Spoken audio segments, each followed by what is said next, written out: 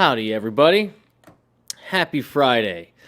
We are not doing any live reactions today, so please do not feel the need to do any super chat requests or anything like that. Today, I just want to talk to you guys. Feel free to ask me any questions at all. It has been a year since my first React video. Most of you know this, I'm assuming, but if not, I had done hundreds and hundreds of videos on YouTube. I had, taught guitar online full-time since 2013. I had, my courses and lessons and everything at my website and Udemy and blah, blah, blah, blah. But never, ever, ever had anything ever work on YouTube. Ever. Hundreds and hundreds of videos for 6 or 7 years. And then through an interesting course of events, which I won't, go over because I've beaten it to death, I started doing these React videos after being after being burnt out and not playing guitar, not making any videos for a few months, last spring and summertime, and then being inspired by seeing Mayor play with Dead and Company, and figured I would, try this new form of music, and at the same time try to make a new kind of video, basically documenting me learning new stuff. And it has snowballed in a way that I could never, ever, ever have imagined. I think this time last year I had, 25,000 subscribers, and getting about 50,000 views a month on YouTube, again, after 6 or 7 years. And now we're about to cross 200,000 subscribers, and we're getting about 1.5 million views a month. And I can't thank you guys enough. It has been exactly what I needed at the time I needed it, and holy crap, what a year it has been. We had, in the past year, we had another baby, we had coronavirus, everything else that has happened during this time. And if I needed anything during this crazy period of 2020, it's to be motivated and inspired and dig back into this thing one more time after putting it down for a few months and being totally burnt out on YouTube and the internet. And it's because of you all. I've kind of gotten a new life, reinvigorated, and I just wanted to come on here today and say thank you and just take questions. What do you like about the video series? What do you not like? What do you think could be better? What do you think I should do more of? What were your favorite videos of the year? What were your least favorite videos? Do you think their whole React title is clickbait? Do you have a better idea? Anything you want, as long as it's honest. So let's say, here we go. Heiser, great to see you, my friend. Said, congrats, thanks. Question: have you found yourself playing more jam improvised music since getting into the jam dead stuff in general? Absolutely, dude. So I am very much a creature of habit. This will probably surprise a lot of you, because you would think that I listen to a great deal of music and listen to a great deal of different kinds of music on a regular daily basis, because that's what you see me do on this channel. But in reality, that's not really the case. I tend to get bit by bugs, for lack of a better term, and get stuck with it, and I get pretty obsessed with it for long periods of time. In my youth, when I was very young, when I first started playing guitar, that was very much a heavy metal period, and that period was dominated by Black Sabbath, Van Halen, Pantera, and that was, I was into Megadeth and Slayer and Metallica and all those types of things. But when I'm talking about picking up the guitar and trying to figure stuff out, I mean, it was Tony Iommi, it was Eddie Van Halen, and it was Dimebag, and that was like, you know, 7 to 8 or 9 years of my life. That's pretty much all I worked on. I listened to a lot of other stuff, but as far as what you're talking about, as far as like working on stuff, I mean, that's pretty much it. And then I went to another phase where I started getting into Hendrix and Stevie Ray Vaughan. And I was in that blues and P-Funk, George Clinton, so like Eddie Hazel. And I was in that blues P-Funk, realm, where it was Jimmy and it was Stevie and Eddie Hazel and that thing, for another really solid 6-7 years of my life, man, And each one of these phases had a kind of a guitar that accompanied them, by the way. I'm the same way with guitars. I don't play like 10 different guitars a day. I kind of like stick to one until I wear it out and refret it a few times, and then I kind of move on. Totally a creature of habit. And I get very obsessive. I am definitely guilty of being a one-trick pony, 5 different parts of my life for that thing. And then when I went to GIT, I got heavy into bluegrass. Heavy into bluegrass. And it was Doc Watson and Old and in the Way for years. Again, I had to listen to a bunch of stuff for school. I had to learn a bunch of stuff. I loved all kinds of music. But when you're talking about picking the guitar up and actually trying to get better at something, I mean, Vassar Clements, fiddle lines, and Doc Watson flat picking all day for years. Years. Basically nothing else. And then, obviously, when I moved back to Maryland and started gigging and teaching, I was in that cover band thing. Then, I found myself playing a lot and falling in love with country. Lots of chicken picking. That's when I started hybrid picking, and I was on that bandwagon for, again, another 5 or 6 years. I'm 37 years old. I've been playing since I was like 3 or 4. I don't remember not playing. And so like now, and then I got burnt out. So to finally answer your question, now I'm pretty much obsessed with connecting chords with melodies in the Jerry Garcia vein. I'm into it, man. I'm into it. I'm deep in it. So absolutely. Does that mean I'm working on a lot of Panic tunes? Not really. Or Fish tunes? Not really. Or a bunch of other jam tunes? Like, not really. I am very, very much in the dead zone, taking 3 to 5 days per song to try to figure out the magic.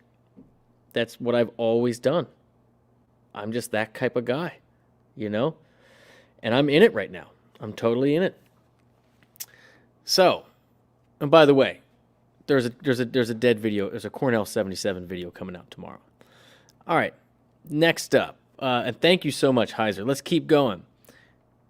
Oh, Tulpa painting. Oh, thank you so much for the donation. Totally not necessary, but you definitely got my attention. Again, guys, no React request. We're just talking today. Ask me anything. Open forum. Nice Friday.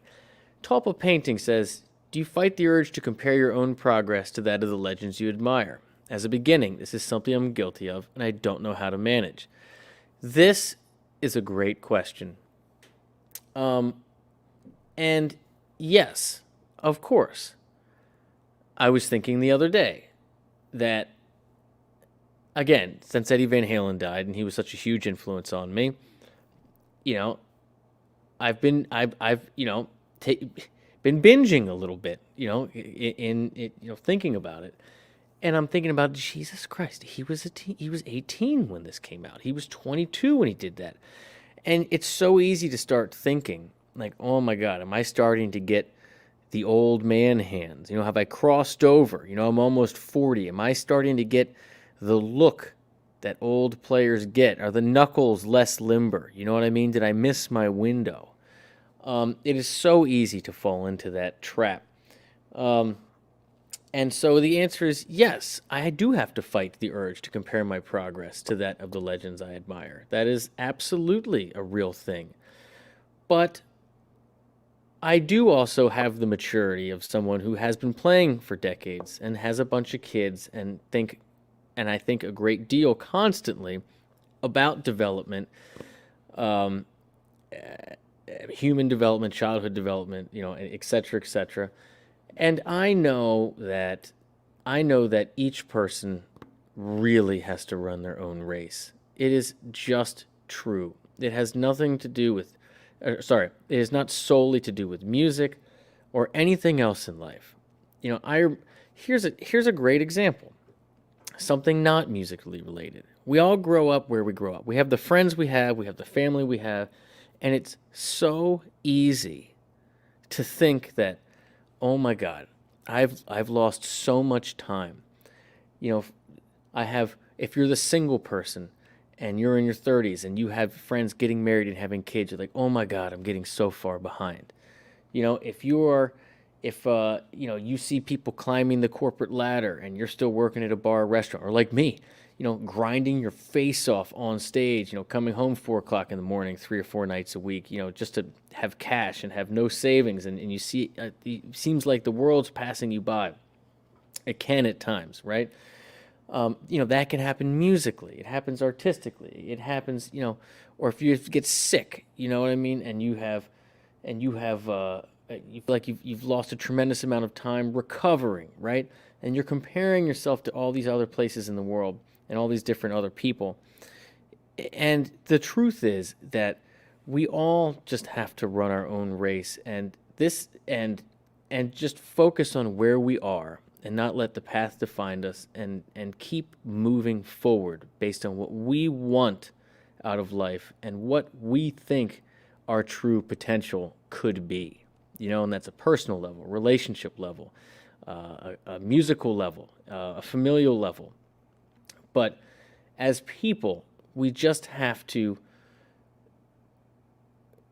be honest with who we are, where we came from, where we're trying to go, and what we're doing every day to get better, to make our life better, to get better at whatever our aspirations are, to be a better friend, to be a better parent, be a better spouse, be a better guitar player, be a better whatever it is you're trying to do. That's really what it comes down to. So yes, it's easy to fall into that trap. My dad gave me advice one time, and he's never been one for really good advice. But he gave me great advice one time, and it's always stuck with me. And he said something to this effect. He was like, life is a very funny thing. You're going to see people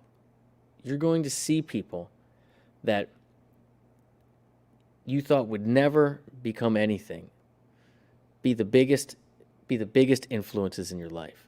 You're going to see people that you think have everything, throw it all away.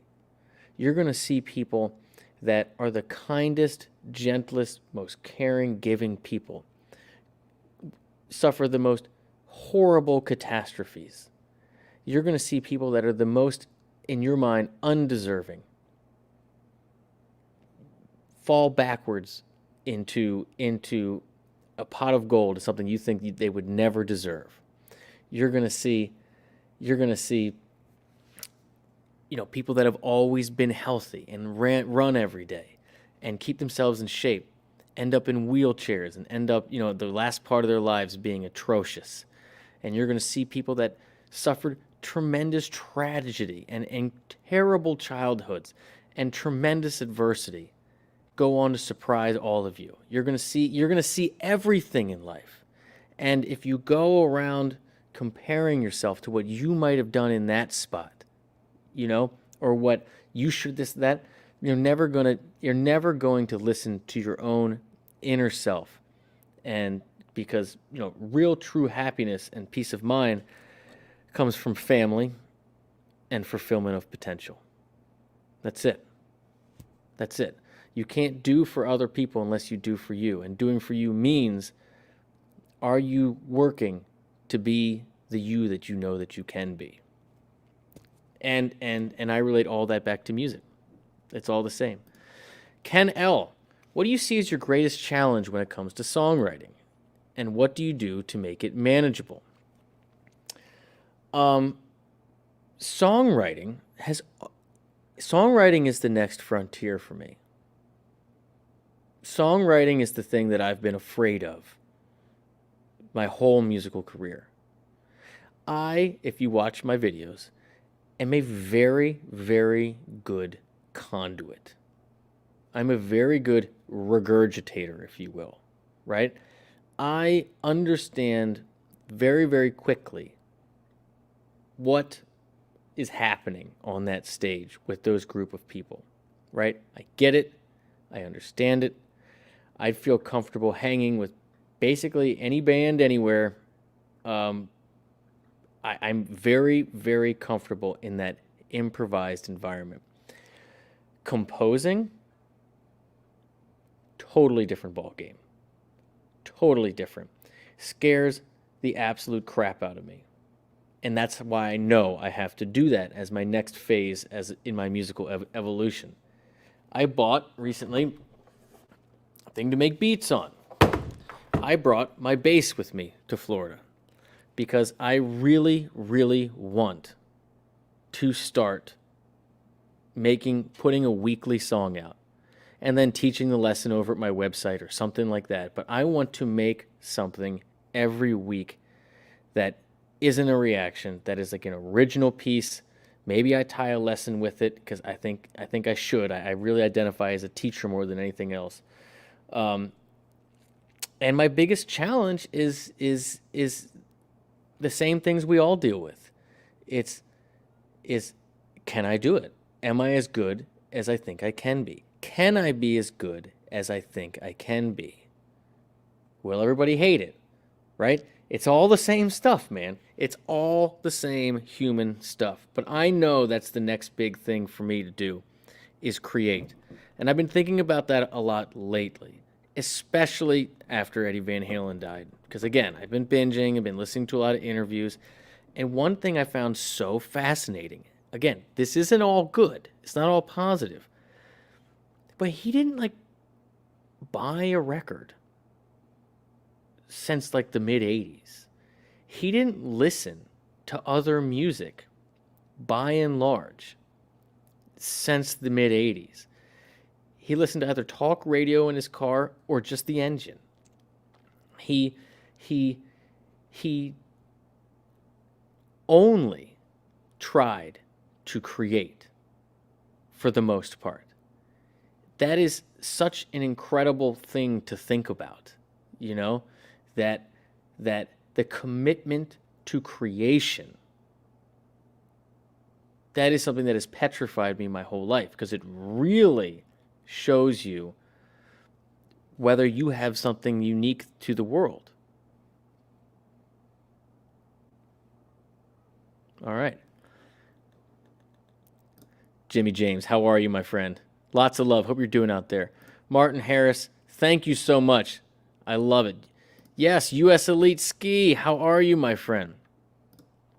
Ryan, yeah, that's what I think. That's what I think. And, maybe I need a little push from you guys, because it's so, I don't want to say easy, but the path of least resistance to me, if I make 5 videos, is to make 1 original for my website and 4 reacts for YouTube, and then I'll do the live once a week. We're kind of steady rolling with that.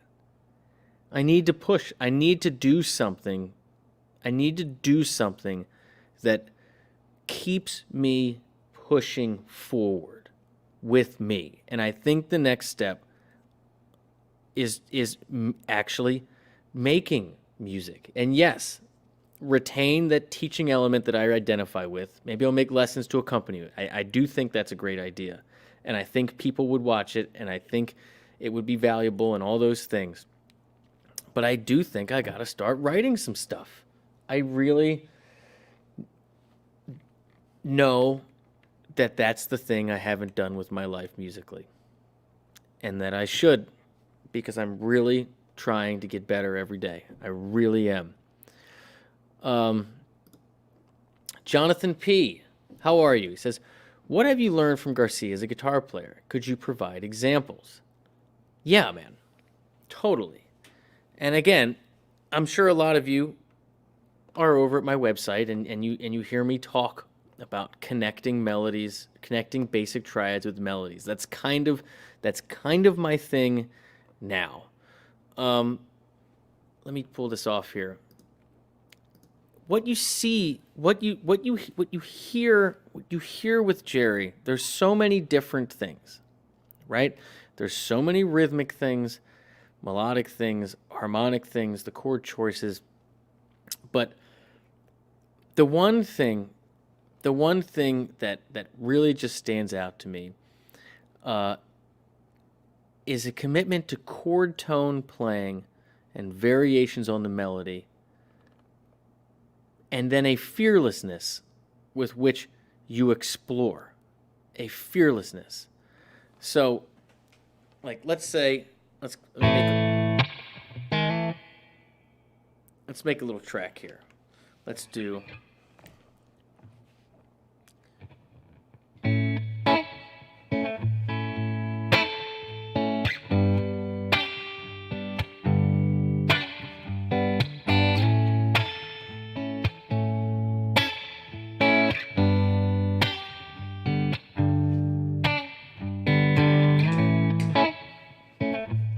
So that's A and G here. Now, normally in my past, you come from a blues area, right? I'd just be thinking A mixo through here, right?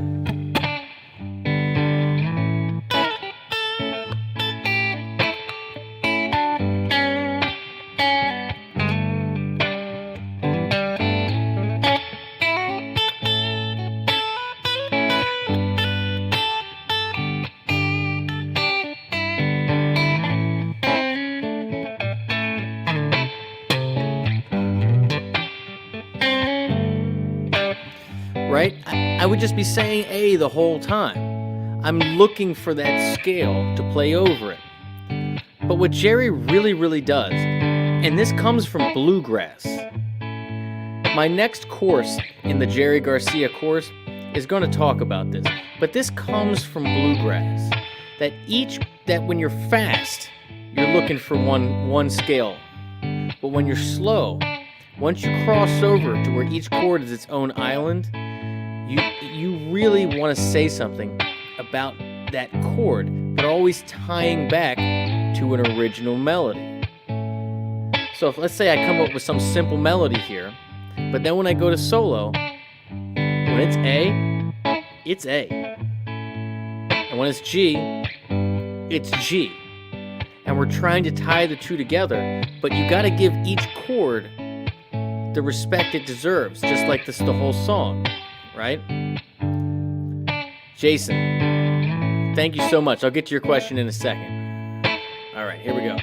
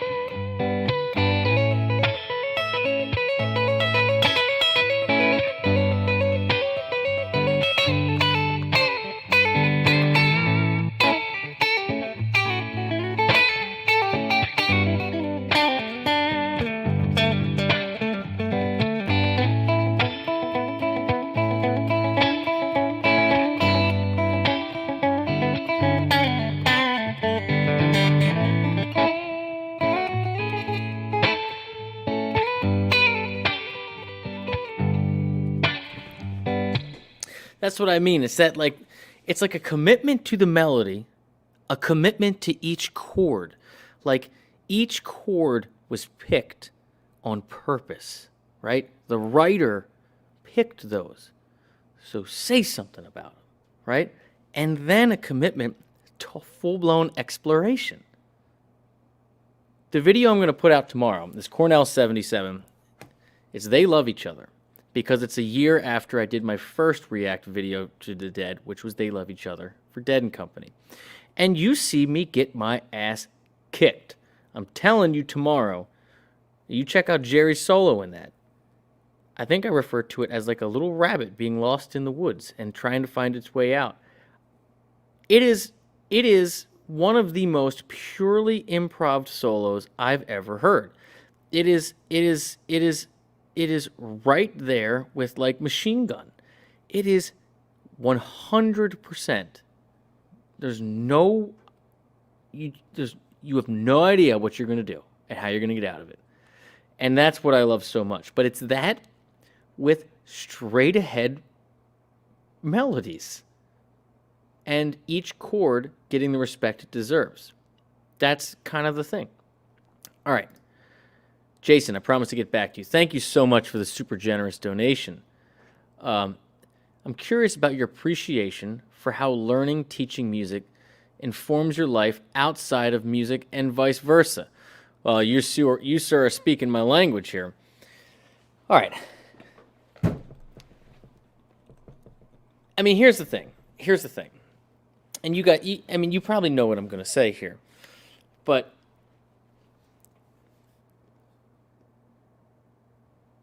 the thing most people don't do is really try to dig into who they are. Most of us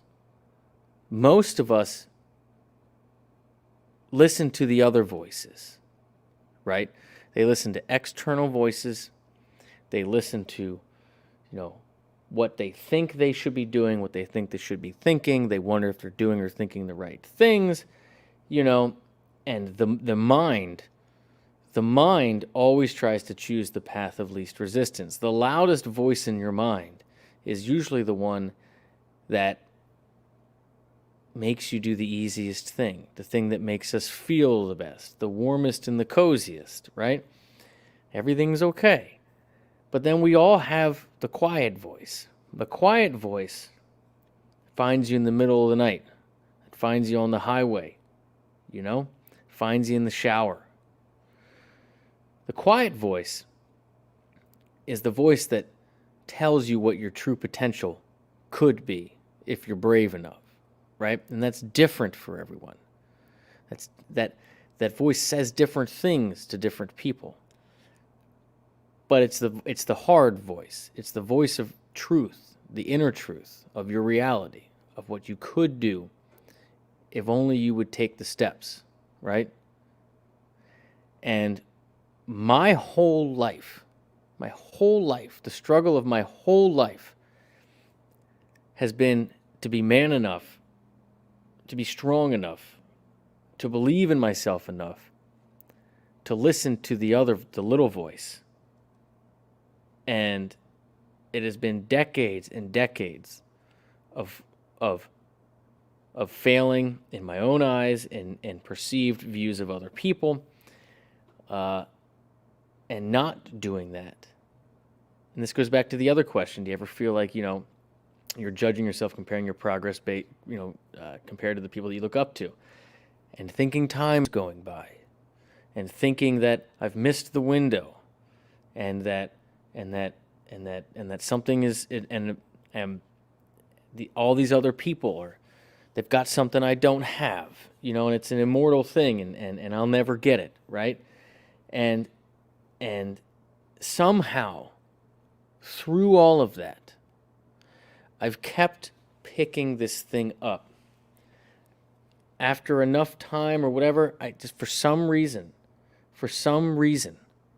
I've just always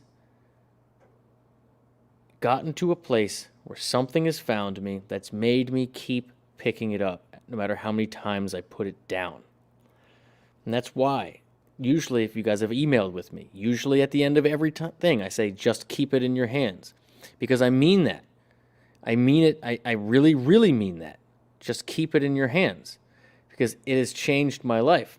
And this has been the constant of my life. And like I mentioned before, it has changed for me. It has done different things for me over time. But it has been a constant. It is the thing that I know that I should be doing. It is the thing that I know that when I'm feeling powerless, I can gain control back over something. This is the thing that I know that is me, that I've spent more time on than anything else. I don't really know exactly how to explain it. And teaching, when my plans got screwed up, I went to GIT because I wanted to be in a touring band or do session work, but I wanted to be a rock star. I wanted to make it, right? And that's why you go to a GIT instead of a Berkeley.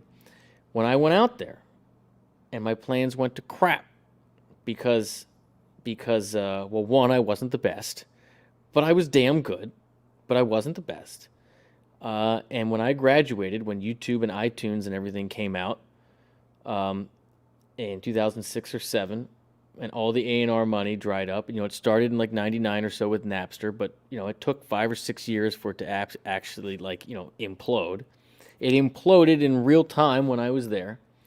And when I joined there, the top, maybe 50 people in the guitar program, got hired gun gigs right out of graduation, and there's only 150 people in the class, so a third, maybe 5 got it by the time I graduated. I mean, the best of the best of the best of the best of the best with connections. Anyhow, so I did what everybody does. I started teaching, and I fell in love with teaching. And I realized 2 things about myself personally. That one, my true gift, aside from the actual instrument, is people, is building, maintaining, and investing in relationships. And teaching showed me a way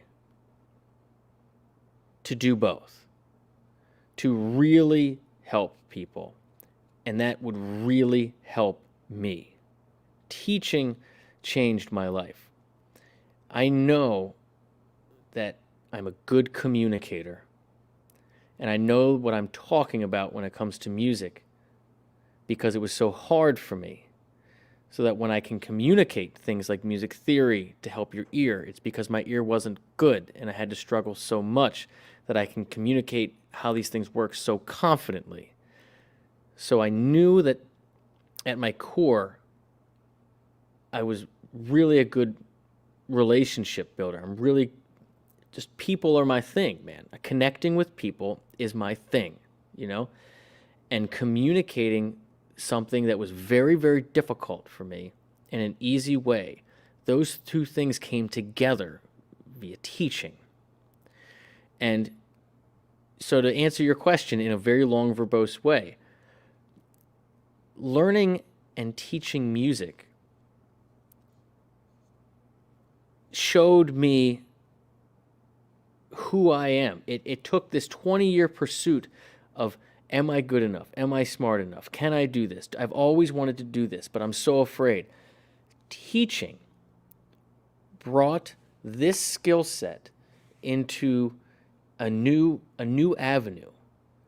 And then when the internet got big and I invested in the internet and said I'm going to be all in on an online teacher in 2013, even though it took me 6 or 7 years till I had anything pop on YouTube, at 4 or 5 years till I started supporting myself online, I knew that I was doing the right thing with my life. It has been this search since the day I picked up the guitar, since the day I felt, an emotion about music.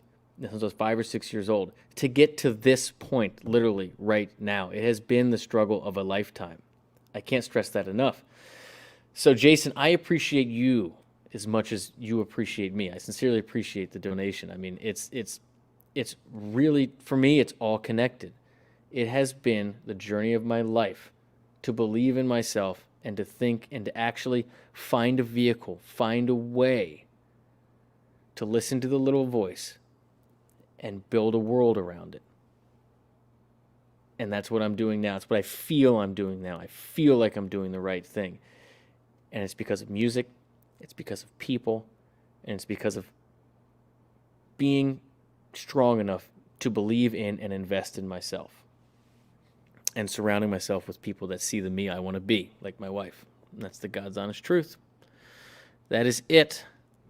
All right. Hold on a second. Dude. Come on, man. Auxin here, he's been with me for years. He's been a supporter of mine forever. Dude, I really, really, really appreciate it. Happy Thanksgiving, brother. I really, really appreciate it. All right. Have I ever done anything on Tony Rice? I need to do that. Thank you very much. I need to do that.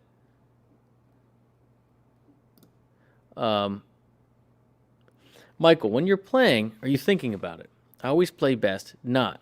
Other than being conscious of this is the time to starting out slow. Bob, anybody that does any type of, it's not even art. Here's the thing. Really, really deep philosophical people call it the flow state, or something of that. You don't have to be doing something artistic. It can be athletic. It can be totally intellectual. But the idea of the flow state, where you are in a singular place, you are weightless. Think jumping out of an airplane, right? Sex. On stage, when it's incredibly loud. When you're just gotten the ball and you're on the field and you're about to score, right? When you're a firefighter going into a raging building. It can be anything like that. But when you get to that place where it's so pure and strong and intense, whatever the adjectives are, where that is the only thing you can think about, that weightless place, that's when the magic happens. No matter what you're doing. That's the place we all aspire to get to, when you're not thinking. When all your training kicks in, right? It doesn't have to be something you're training for, but athletes, doctors, musicians, people in the military, right? They all say that when you get to that place where you must be that person, that's when you don't think about the 10,000 hours behind you that you put in. You just play. You're floating. You're weightless. That space is fleeting. That time is rare. Those of us that have tasted it know what it's like, and we spend our whole lives trying to get back there. So many of us don't know what that place is like because we never put ourselves in situations where we have that opportunity. We stay home and we play it safe, right? But for a musician, for an artist, that's where we live. So, Bob, of course the answer is train. Do your homework. Learn songs. Learn scales, right? Develop your ear. Get into the lyrics, right? Do the things that you have to do to be ready for that moment. And when you're on stage and people are pushing you and the crowd's happening. You know how it is. You might be on there for 2 hours, and you might have 30 seconds of that flow state, and it doesn't happen every gig. But that is why you do it, right? The goal, of course, is to not think and just be and have all the work that you've done be the wind in your sails at that time. And so you can be that person. That is the best any of us can ever be, and it is the goal constantly. But you don't get there unless you do the things to put yourself in that opportunity. That's just the truth. But yeah, that's it, man. That's it. All right. Let's keep going. We're getting deep today. Landon, yes. Happy Friday. Happy Friday. Corey, thank you so much. Cheers. I really appreciate it. Hope you're doing well. I know you do. I believe you do lives on Friday. I hope I didn't interrupt yours if you're just finished or just about to. But you're the man. Dime, thank you so much. Dude, what a crazy year. It's just bananas. And this group, I cannot tell you. I know I get so many emails. A lot of you email me, and you know it sometimes takes me a week or two to get back, but I always write a thoughtful email back because the appreciation that you send to me is what I feel too. This year, I don't know if I could have gotten through this year. I mean, I could. I can get through anything, right? We can all do anything. But you guys have made it so meaningful and purposeful. It's just, and it all started with these React videos. It's unbelievable. It's unbelievable. All right. Let's see here. Yeah, that's it. You get it. All right. Alexander, do you ever get into classical music? If so, who do you love the most? Yeah. Okay. This is a great conversation. This will totally change it up. Yeah, Julian, that's totally true. Totally true. Now we're back to thinking. All right. Damn, that was good. Julian, love it. So I love classical music. I love classical music. My favorite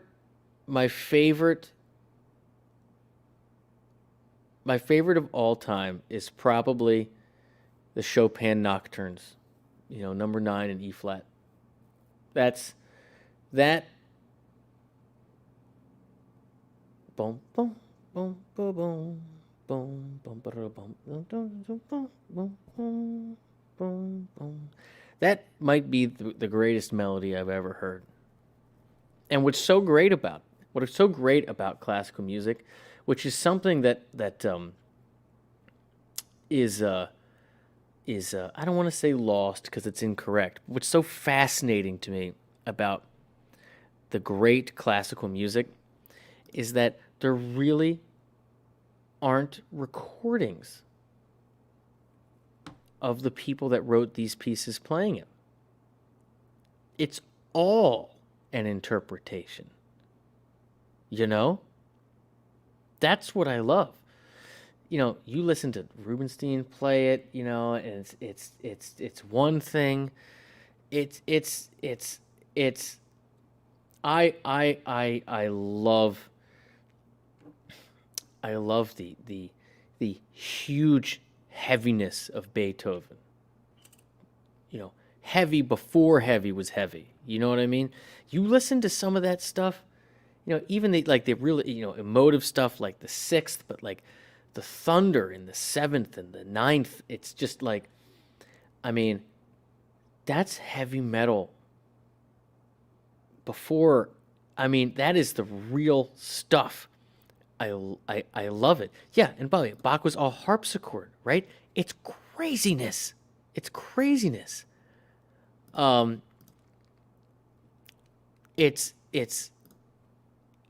will check it out. I have not heard Jacques. I have not. One thing I love about classical music, before I move on, because I see a bunch of cool questions coming up.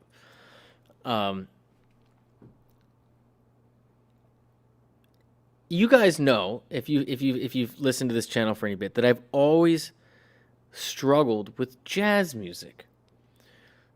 I have a tremendous respect for jazz players. Some of my best friends are incredible jazz people. When I was in school, I was mesmerized by these jazz players.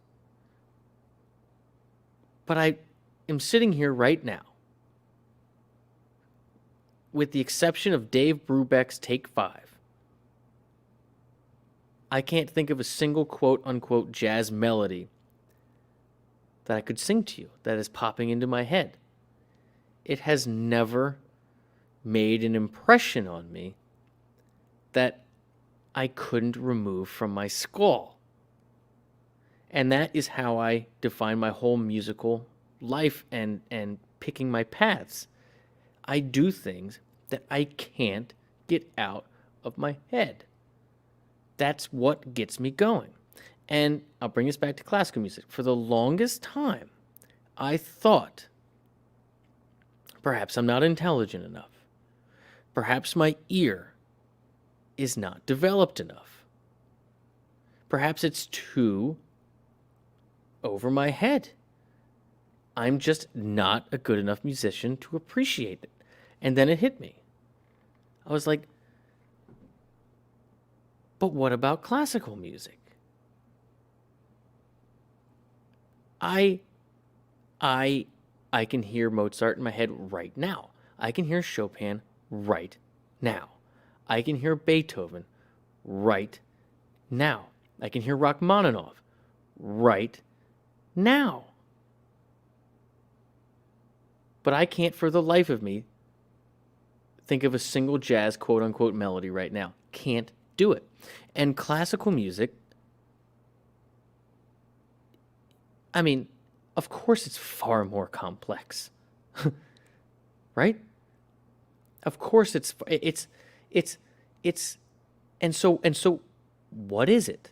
What is the difference between the two? And I've given a lot of thought about this, and maybe I'll have the answer when I'm 80. But sitting right here at 37, my answer is the cool thing about classical music is that it was never supposed to be music for other musicians. It was music for the high court, music for royalty, music for opera, music for shows for the people. It had to connect. It was commissioned. These pieces were commissioned a lot of the times. Like, the music had to connect. It wasn't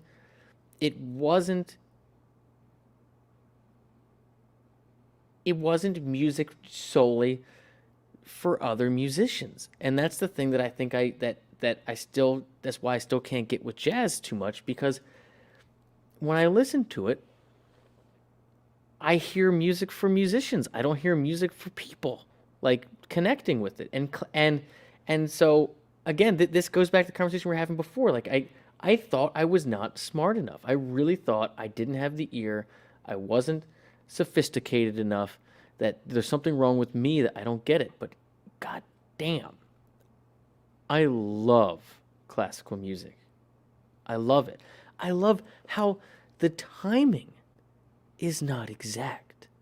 I love how it floats in and out, right? Adam Neely made a great video on how classical people don't keep time the same way. It is amazing. Anyhow, Jarrett, good to see you. Thank you so much for the donation. Says, I've been learning guitar for over 20 years. My biggest problem is what little time I have to practice because of work and family. Any advice? And GuitarGate has sped it up. Well, dude, I'm so glad it helps. Yeah, here's the thing. Oh, this is so funny. Look at you.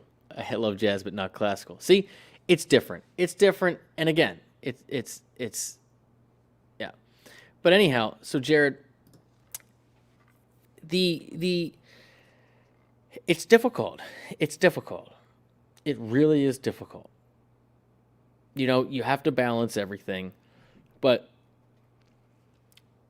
so there's two things that I preach, and you know this because you're on the website, is that one, you have to keep a balance between the four things. A exercising, just like training, doing exercises. 2, following a specific course so you're not wondering what I need to work on, like you're doing. Great.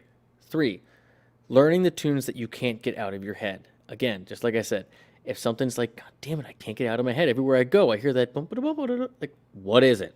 Figure it out. Learn it. Understand the why behind it, not just note for notes. And 4, gigging with people and creating, right? I've always gigged with people. I haven't done much creation, and I'm going to start. Need to. So that's the one part, right? The other part of that is like, okay, so this is practicing, and then you have your life, right?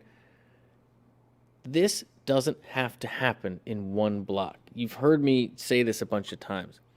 It's the same with learning a language. It's the same with, learning anything difficult. It's just learning in general. It's the same with if you're doing physical training to run a marathon, right? You need X amount of hours or mileage a week to average to get to that goal 3 months away, right? You need that. Biting it all off at the same time doesn't get you there. It isn't half as effective as breaking it into small pieces. It's always, human beings grow and develop through repetition over duration. Repetition wins over duration all day for the rest of your life. That's why habits are more important. Developing habits will get you to your goals quicker than just, I'm motivated and I'm making a list, whatever. It's the habit of picking it up is more important, like all the time, right? Is what gets you there. I can go to the gym 3 hours, or I can go to the gym 3 times for 1 hour, right? It's going to give you way more, right? Those things are not equal. 1 hour a day is not equal to 3 20-minute sessions. 3 20-minute sessions is way more than 1 hour a day. So you're busy. You have family. You got kids, right? And you're like, oh my God, everybody that's doing what I'm, how am I going to practice 10 hours a week? How am I going to find, or 7 hours a week? How am I going to find an hour every day? I don't have an hour every day. No, but you have 20 minutes, 2 to 3 times a day. That's the trick. And choose. This time I'm just doing an exercise. This time I'm going to learn one song. This time I'm going to work on this one scale in this one position for 10 or 20 minutes, and then I'm going to go take my kid to soccer, and then I'm going to come back, and then after we read stories and go to bed and have dinner or whatever we're going to do, then I'm going to work on this ear training thing for 20 minutes. And then it's the building of habits is how you reach your goals in anything. It's just how human beings work. And so you're doing the right thing. You got a course, right? So you're not like, oh, what comes next? So you do that, you do exercises, you learn the stuff you can't get out of your head, and then you play with people or you try to write something. And you do all those things in little pieces, and you go for repetition, doing those things often, not for a long time. That's the trick right there. All right. Yeah, totally. Yeah, you play in between work meetings. At the end of the day, it's up there with going to the bathroom. That's exactly right. You, sir, get it. Vandy, how are you doing? Fishing, how are you doing? Glad you guys could come. All right, I am going to, it's been about an hour. I'm getting some phone calls here. I'm going to wrap it up in a second. Anybody have any other, burning questions? See, this is what I'm talking about. My father told me I'd never make it. He said I would never be any good at guitar. I proved him wrong. Now I've been playing guitar for 8.5 years now. Xavier, that is what I'm talking about. Oftentimes, it's the people that are closest to us that hold us back. A lot of times, they think they're doing the right thing. And you have to listen to the little voice. You have to listen to the little voice. I think about this a lot as a parent, because I know I'm trying to do the right thing. When am I being like your dad and not realizing it? I don't know. It's going to happen. Maybe it has nothing to do with music. Maybe it has something to do with something else. I don't know. But listening to the little voice, the quiet voice, the harder voice to listen to inside, that's the one that speaks from not experience, like your dad or your wife or your brother or your girlfriend or your husband or your best friend. That's the one that speaks from the future. That's the one that speaks about your potential, about who you think you could be if you'll do it. You know, I'm going to leave it there. I love you all so much. Sean, thank you so much. You've improved leaps abound. That's great. You know what? This caps on the end of the conversation, and then I'm going to end it, right? You just got invited to sit in and play with the band for the first time. You're nervous about it. Tips. Here's the thing, brother. Right? You miss all the shots you don't take. That's it. You know that. You know that. If they invited you, they know you, right? They have an idea of your skill set. You probably like similar music. The good thing about music, when you get hit in the face, there's no blood. It'll be okay, right? Like Bob Marley says, when it hits you, you feel no pain. I'm joking. I'm being cavalier. But the idea is, in music and in life, you get better. You grow by doing the uncomfortable. You're asking that question because you want to get on stage. Maybe you don't know why. Maybe, you don't know, but you want to. You're worried about it because you don't want to screw up. You don't want to be bad. You want to be on stage. You want to be good. So the little voice is telling you to just do it and get up there. But the big loud voice, the one that always hands you a blanket and says, oh, you don't need to go out there today. You don't need to go outside. You're not ready. You should practice another 10 hours. You haven't really learned the songs. Maybe we should get something to eat. Let's have another beer. That's the voice that makes you type the question, right? The answer, of course, is to do it. Because anything I say, you're not going to learn from. You only learn from doing and feeling the pain or feeling the joy.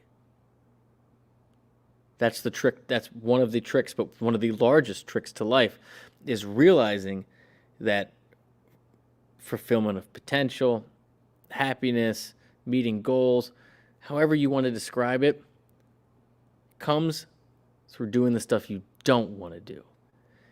It doesn't come from taking the blanket and the other beer and not taking chances, right? Not going out there on the field, not jumping up there on the stage. You learn from living. You learn from doing. Get up there. Worst case scenario, they throw bottles at you, you lose a couple teeth, but you go back the next time, right? I love you all so much. It has been a crazy year. And I'm grateful that I could do it with you. You could do it with me. And I look forward to the next year and the next year. You guys mean the world to me. Thank you so much. Have a great weekend. See you soon. Bye-bye.